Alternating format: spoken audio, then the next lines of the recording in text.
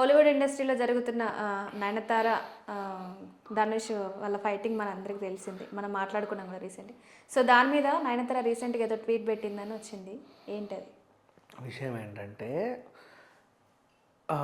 నయనతారకి ధనుష్కి ఒక దగ్గర సంబంధం చెడిందమ్మా. అది ఎక్కడ చెడిందంటే ఒక సినిమా విషయంలో డైరెక్టర్ అంటే హీరోయిన్ క్యారీవ్యాన్ ఎక్కుతున్నాడు, అంటే హీరోయిన్ క్యారీవ్యాన్ ఎక్కుతున్నాడు. హీరోయిన్ల క్యారీవ్యాన్లు హీరోలు కదా ఎక్కాలి, డైరెక్టర్లు ఎట్ట ఎక్కుతాడు అని చెప్పేసి ఒక హీరోకి మండింది, అదే ధనుష్. ఈయనేమో ఎక్కుతున్నాడు దిగుతున్నాడు. ఎందుకయ్యే అన్నిసార్లు ఎక్కుతున్నావు అంటే వాళ్ళిద్దరికి ఏదో ఎఫ్ఐఆర్ అంట అని తెలిసింది. ఇక్కడ కర్మ ఏంటంటే చూసి అలిగిన హీరో ఎవడో కాదు, ఆ సినిమాకే ప్రొడ్యూసర్ ధనుష్. అదే క్యారీ వ్యాన్లు ఆమె 2 బుక్ చేసుకుంది, వాళ్ళ స్టాఫ్కి ఇచ్చింది, వాళ్ళు ఉంచుకున్నారు, హ్యాపీగానే ఉంది.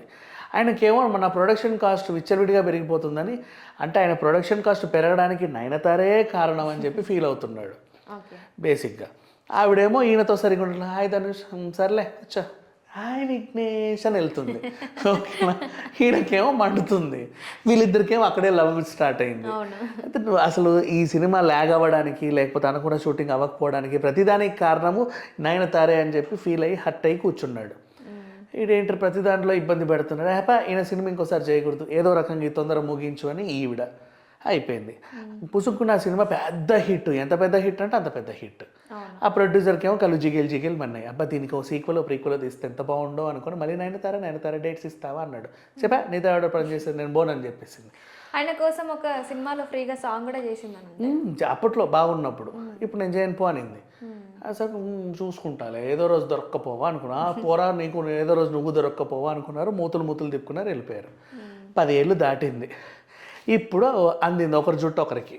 ఎలా, ఈవిడ 100 ఏళ్ళ తర్వాత అంటే 100 సినిమాలు చేసిన హీరోయిన్ అని చెప్పేసి ఈవిడకంటే ఒక ఘనంగా సత్కారం చేయాలని నెట్ఫ్లిక్స్ వాళ్ళ ముందుకు వచ్చి నీ మీద ఒక బయోపిక్ తీసేద్దాము, చిన్న డాక్యుమెంటరీ టైప్ అని వచ్చారు. ఈవిడ డాక్యుమెంటరీలో ఈ విఘ్నేష్ శివన్తో పరిచయము, ప్రేమ, పెళ్ళి, తర్వాత ట్విన్స్ ఇవన్నీ చాలా కీలకం. పరిచయం ఎక్కడ చచ్చింది? నేను రౌడీనే సినిమా. దానికి ప్రొడ్యూసర్ ఎవరు? ధనుష్. ఖచ్చితంగా ఈ పరిచయానికి సంబంధించి ఆ ప్రేమకు సంబంధించి 1-2 క్లిప్పింగ్లు వాడాలి. ఎంత వాడి చావాలన్నా అది కాస్త ధనుష్ దగ్గరే ఉంటాయి కాపీ రైట్లు. సరే మొత్తానికి సినిమా అయిపోయింది. 10 ఏళ్ళు అయింది, ఏమనుకుంటారులే ధనుష్, 10 ఏళ్ళు అయింది కదా, ఎరా పోయి ఆ ఎన్నోసి ఏదో తీసుకురాపు అని చెప్పి పంపింది. నేను ఈయన పో అన్నాడు వాడు. వచ్చినప్పుడల్లా మొహం మీద తలిపేసేస్తున్నాడు. తిరిగి నేను ఇవ్వను అంటే నువ్వు ఇచ్చేదేంటి, నీ చుట్టూ నేను తిరిగేదేంటి, అవసరం లేదు, అరే పీకేంట్రా అని చెప్పి ఆ 4 క్లిప్పింగ్లు పీకేసింది. ఒక క్లిప్పింగ్ ఉంచింది, అది ధనుష్కి సంబంధం లేదని ఈవిడ ఫీల్ అయింది. ఏంటది, వీళ్ళ అసిస్టెంట్ ఇట్లా తీసాడంట, అంటే మనది కదా సోర్సు అంటారు. నువ్వు మీ ఓడు తీసిన లొకేషన్ నాది కదా, సెట్ నాది కదా, ఆ రోజు షూటింగ్ నాది కదా అని చెప్పి 10 కోట్ల దావా వేసాడు. ఒళ్ళు మండింది. వెంటనే 3 పేజీల లేఖ రాసింది. ఎవరెవరెవరే నీ బతికేంటో నాకు తెలియదా, నువ్వేంటో నాకు తెలియదా, ఉండు నీ అంతా చూస్తా అని చెప్పి లేఖ రాసేసింది. నువ్వు ఎక్కడ దొరక్కపోవా చూస్తాలే అనుకున్నాడు. ఇద్దరు అలా ఉన్నప్పుడు ఈవిడకు మాత్రం గుర్రుమంటుంది. ఇంకా అది తేళ్ళ కోర్టులో కేసు నడుస్తూనే ఉంది. 10 ఏళ్ళ తర్వాత 10 ఏళ్ళకు ముందు అనుకున్నా ఎక్కడో దగ్గర దొరక్కపోవా అని.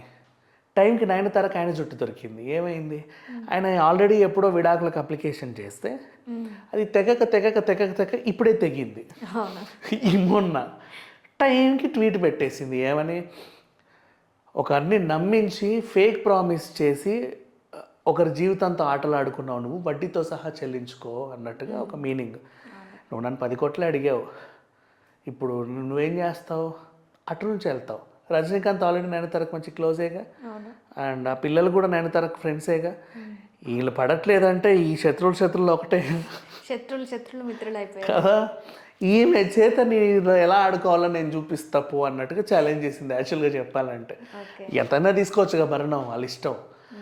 సో ఇప్పుడు జరిగింది ఇది. బేసికల్లీ ఇప్పుడు అతను అనింద మాట ఏంటి, ఫేక్ ప్రామిస్ చేసి ఒక జీవితంతో ఆటలాడుకున్నావు అంటే, పెళ్లి టైంలో మనకి ప్రామిస్ ఏం చేస్తాం, నీతో నేను జీవితాంతం ఉంటాను అని నువ్వు వేసిన ప్రామిస్కి నిదర్శనం మన పెళ్ళి. అంతే కదా, పెళ్లి చేసుకుంటా నేను నీతో జీవితాంతం ఉండనులే, కొన్ని రోజులు ఉండిపోతా, పెళ్లి చేసుకుంటా అంటావు, చేసుకుంటారు ఎవరైనా? ఎవరు చేసుకోడు. లైఫ్ లాంగ్ అసలు నువ్వంటే నేనంటే నువ్వని ప్రామిస్ చేస్తాడు. విడిపోయావు అంటే ఈ ప్రామిస్ నీ బ్రేక్ చేసినట్టేగా. అంటే నువ్వు చేసిన ప్రామిస్ ఫేకే కదా. అంటే ఫేక్ ప్రామిస్ చేసి ఒకరి జీవితంతో నువ్వు ఆటలాడుకున్నావు, దానికి పర్యవసాన్ని నువ్వు అనుభవిస్తున్నావు అన్నట్టు ఇవి చెప్పింది. ఇప్పుడు రిలేషన్ గురించి మనకు ఆల్రెడీ ఆహ్వానం సినిమా ఉంది, విడాకుల గురించి. నెక్స్ట్ పోనీ విడాకులు తీసుకోకుండా ఒకరికొకరు ఎలా సర్దుకుపోవాలో సర్దుకుపోదాం రండి సినిమా కూడా ఉంది. విడాకుల వరకు వెళ్ళిన తర్వాత కూడా ఎలా కలవచ్చు అనేది మొన్న సమంత ఖుషి సినిమాలో కూడా చెప్పింది. ప్రాబ్లమ్స్ వచ్చినప్పుడల్లా మనం స్ట్రాంగ్ అవ్వాలి కానీ విడిపోవాలనుకోవద్దు అని. సో ఇన్ని ఎగ్జాంపుల్స్ ఉన్నాయి. ఇవన్నీ కూడా ఎప్పుడైనా సరే నువ్వు ఒకరిని పెళ్ళి చేసుకుంటా అని నువ్వు చెప్పావంటేనే you have given a promise that వాళ్ళ బిహైండ్ నువ్వు ఉంటావు ఫర్ లైఫ్ లాంగ్ అని. నువ్వు లేవు అంటే నువ్వు ప్రామిస్ని బ్రేక్ చేసినట్టు ఇక్కడ చేసింది ఫేక్ ప్రామిసే. సో తన నింది అదే, నువ్వు ఫేక్ ప్రామిస్ చేసి ఒక ఆడపిల్ల జీవితంతో ఆడుకున్నావు, కర్మ రిటర్న్స్ చూసుకోరా, ఎంత కట్టుకుంటావు కట్టుకో అన్నట్టుగా ఒఫీషియల్గా ఇచ్చింది. ఇప్పుడు ఈమె జుట్టు ఆయనకి, ఆయన జుట్టు ఈమెకి దొరికింది, బాగానే కొట్లాడుకుంటున్నారు. ఇది ఎక్కడ దిగుద్దా అని చెప్పేసి అందరూ కూడా అటు తమిళ ఇండస్ట్రీ తెలుగు ఇండస్ట్రీ ఆశ్చర్య మొత్తం కొంచెం ఇంట్రెస్ట్గా ఎదురు చూస్తున్నారు.